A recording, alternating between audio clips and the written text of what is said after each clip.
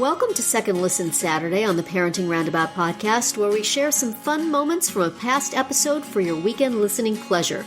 Look for new episodes every Monday through Friday. Today we are going to talk about controlling your inner control freak, or in our case, not so much. This grew out of a little Facebook chat that Catherine and I were having yesterday, in which she was seeking support in not going and reloading the dishwasher after somebody else had loaded it, trying valiantly to overcome the pressing need to make it right. And I shared that. Really bad. My husband also has very, very strict and specific ways in which a dishwasher must be loaded, in which in 26 years of marriage, I have not been able to crack the code, because even though I think I'm doing it right, he always rearranges it. So, which in my book frees me from the need to ever do dishes, because clearly can't do it this right. is something you want to do, sweetheart. So I will pile the dishes in the sink all day, and when you get home from a long day of work, you can do them. But even so, that is about his only control freaky thing. I control freak everything else. So dishwashing is not your only control freak segment of the household work, Catherine. Is that correct? No, it's not.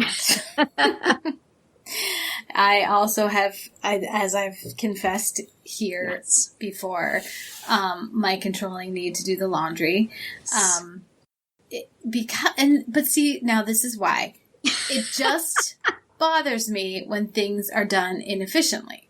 You know, when you throw the dishes in the dishwasher all willy-nilly, then you can't put enough stuff in. And when you just decide that you're going to wash, you know, one pair of jeans and 3 pairs of socks and a towel, like, while there's other stuff in the hamper, that is not efficient, and that annoys me. You're conserving water is what you're doing. This is about efficiency. Exactly. And so my question to you is that a good reason?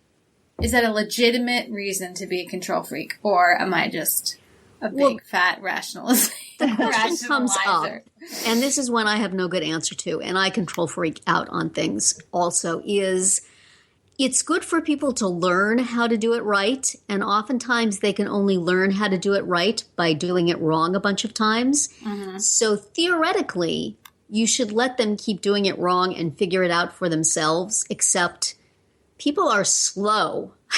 And they don't pick it up after 1 or 2 times, even when you hint strongly or explain why it is you are control freaking. They just keep doing it the way they want to do it, and that gets frustrating. So I don't know. I mean, I feel like when I do it for people because I want it to be done the way I want it to be done, then they never learn, and that's bad. Right. And yet it drives me crazy. So that is not helpful in any way to your question. What do you do, Nicole? Do you let people do things incorrectly and learn, or do you just take it and say, never mind, go sit down? Holy, that's a really big question. That is. It really just depends on what it is, what I'm willing to let go, what I'm not. Still looking for the thing. Dishwashing, apparently I can let go. I mean, there's some things, like my daughter making her bed. So I grew up with a mother who was totally a control freak about my bed. And I had to make my bed every morning before I left the house, and it had to be all, 4 corners tucked in and blah, blah, blah. Anyway, so my daughter and my son, I haven't really cared much about what it looks like, as long as they at least leave their room in some kind of, I don't know. If there was an emergency, we could find them. I think as Velcro shoes have done for tying your shoes, comforters have done for making your bed. Yes. Because it used to be when you had the more fitted bedspread, you really had to get everything nice and flat. Now you really can if you just put the comforter on right, it really doesn't matter what the sheets are doing. Nobody can see them. Exactly. I support that. And that's for myself as well as my family. I've been okay with things like that, and there's no rhyme or reason. That's the thing, right? Like Catherine with your dishwasher and your laundry. Is it about water, or is it there just no rhyme or reason as to why it's those things that really bug you and you have to control? So, like, I can't figure out what it is with me. Catherine enjoys efficiency. Right, because there's other things too. Like, if I can't stand, doing one errand, like I will have to come up with, a batch of things to do, or even just driving somewhere in the car. Like, I hate just going somewhere to do one thing. Like, let's also go here and do this and pick up that. And, I need like a purpose. Yeah. Before I'm going to go do something. And I have, like when I'm getting ready for bed at night, there's a specific order. Wow, Catherine. Because again, like, you have to, you got to floss before you brush, and then you got to wash your face, and then you got to kind of let it dry before you put on the lotion. All that, there's a reason behind it. I'm feeling way better about myself as a result of this conversation.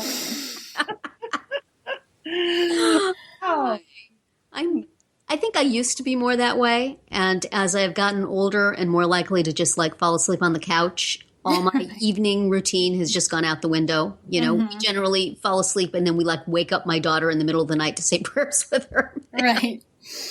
When we realize my son hasn't gone to bed yet. And the whole routine has gone out the window. And I know I used to be like that with errands. And I've let a lot of stuff go. The control freak area I have trouble with is, kind of my kids' lives and what they do with them. And I don't know if this is just a natural parent thing or if it's a special needs parents thing, because you spend years and years sitting in IEP meetings, planning out the next year of your kid's life, fighting for certain elements, and feeling like then through the entire year you have to stay on top of it. You have to make sure all those things happen. You have to look for things that need to change. And so it becomes a job, and that's your checklist of things. And then, now that my kids are young adults, I still want to control things that much. And it's not appropriate. It's not really even possible. But it's a hard habit to get out of. Their dishwashers are really messy. Metaphorical dishwashers. So that's an area where I can see that I need to let go, and it's really difficult. Yeah, that's hard. Yeah. Do you guys have that with your kids too? Do you feel like, or are you able to let go and let them do what they want to do? Oh no. Other than not over and above dishes and laundry. It's that madness to let them do what they want to do. No, I think I have a lot of, I don't know, I feel like I'm not a helicopter parent, but I hover and guide. I feel like my kids do need direction for a lot of things, particularly. Okay, this is one little thing that irks me so much, and I have to be a control freak about, is their table manners. So I am so, controlling of that stuff. If you're slurping, sipping, hunched over, using your phone, eating with your mouth open, that's it. I lose it. It's a good thing that we're never going to have lunch together, Nicole. Did Amanda pass the test when you guys had your in real life meeting? Oh yeah, no, it's just my kids. It's not anybody else. Oh, it's not anybody else? I don't pass judgment on anybody else. But when you see other kids having bad manners, you kind of laugh no. slightly under your breath and pat your back, right? Nope. I just look at my own kids and I think, what on earth are you doing? No rhyme or reason. I don't know why. My husband is the same way. Like, is he? Yeah, he. Okay. Better. Because my son at age 11 will still sometimes eat with his fingers. Oh, that's a boy thing. I don't know. My son at age 23. Oh, my son's atrocious. He's terrible. All right. Well, that'll make my husband feel better if he knows that all these other kids. Yeah, he fork. Yes. Just use your fork. Oh. Yeah.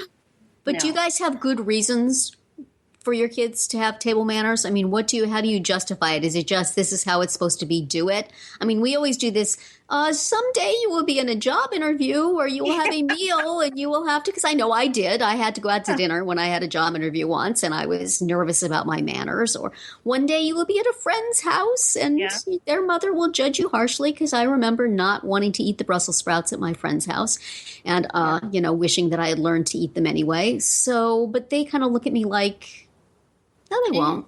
That won't happen. And I don't really care.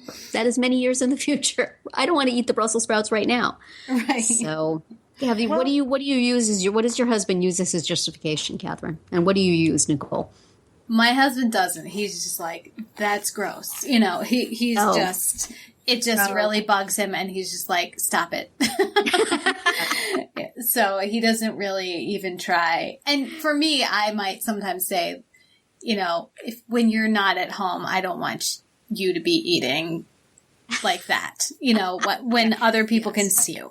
So please familiarize yourself with a fork.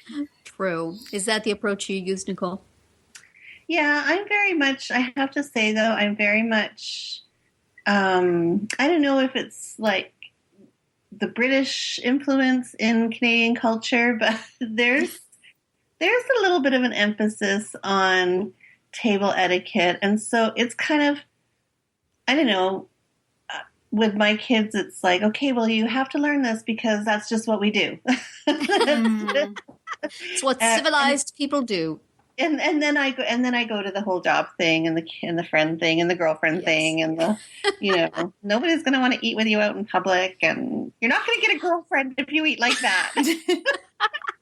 I have tried most of those and they have not been successful. I just get the look.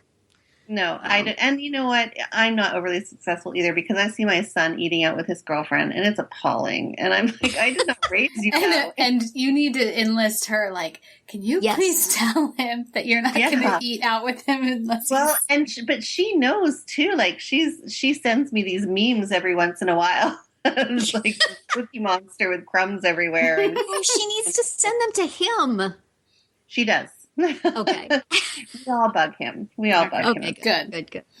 I hate when people approach me about things that I need to tell my kids. Tell them directly. They don't want to hear it from me. Yeah.